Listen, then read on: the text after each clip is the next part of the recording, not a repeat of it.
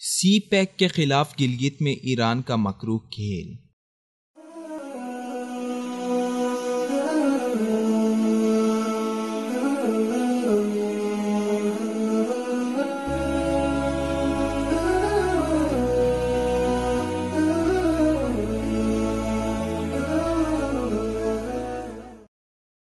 گلگت بلتستان میں ایرانی پروردہ شیعہ پاک چائنا اکنامک کوریڈور کے خلاف بغاوت کی اندرونی تیاری مکمل کر چکے ہیں۔ قراقرم یونیورسٹی کا واقعہ فقط ایک بہانہ ہے۔ گلگت میں مقیم 90% شیعہ گوریلا جنگی تربیت یافتہ ہیں۔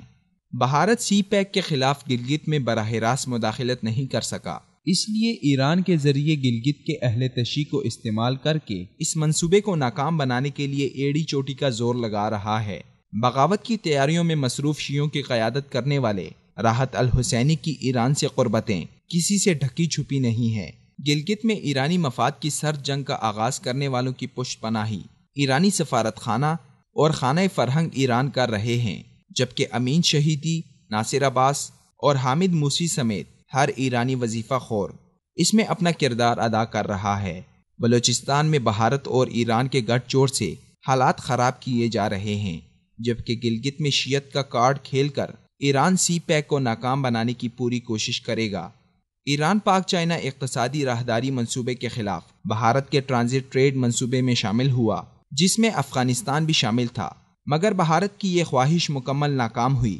بھارتی منصوبے سے مایوسی اور منہ کے کھانے کے بعد ایران نے پاکستان سے سی پیک میں شمولیت کی درخواست کی، جسے بڑے احسن انداز اور شائستگی سے مسترد کر دیا گیا، جو کہ نہایت احسن اقدام ہے، کیونکہ صبح ہمارے دشمن کی گود میں ہمارے خلاف جا بیٹھنے والا ایران شام کو ناکامی پر ہمارا مخلص کیسے بن سکتا ہے۔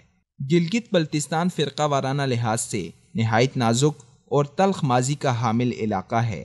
پیپلز پارٹی کے دور حکومت میں شیعت کو کھلی چھوٹ کی وجہ سے جو قتل عام ہوا اور شیعہ سنی فسادات نے پھر سے سر اٹھا لیا تھا، مگر موجودہ حکومت اس پر کنٹرول پانے میں کامیاب ہوئی۔ شیعہ اور سنی علماء کے مابین امن معاہدے کے بعد گلگت میں حالات خراب کرنے کا سبب بننے کو معمولی سا بھی بہانہ نہیں تھا، جس وجہ سے 3 سالوں سے امن و سکون قائم ہے، مگر لگتا ہے ہمارے دوست نما دشمنوں کو یہ امن اور شانتی کسی صورت قبول نہیں، ساتھ ہی اسے ترقی کی جانب گامزن پاکستان ایک آنکھ نہیں بھا رہا۔ گلگت بلتستان کے باشندے دھرتی پر جان چھڑکنے والے لوگ ہیں، مگر اہل تشیع ایرانی سازشی ذہنیت سے ناواقفیت کی وجہ سے ملک دشمن ایرانی پالیسیوں کی تکمیل کرنے میں کوشاں ہیں۔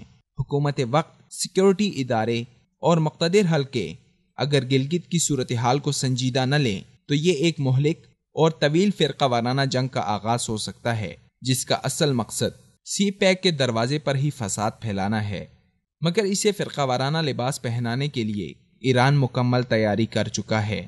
قراقرم یونیورسٹی کے معاملے کا ایشو اچھال کر احتجاج کرنے کی کوئی وجہ نہیں بنتی۔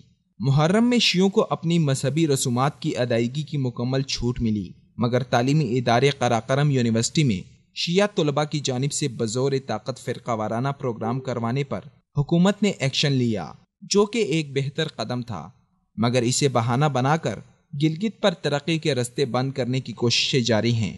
حکومت کو بروقت کوئی فیصلہ کرنا ہوگا، بصورت دیگر پانی سر سے گزر جائے گا۔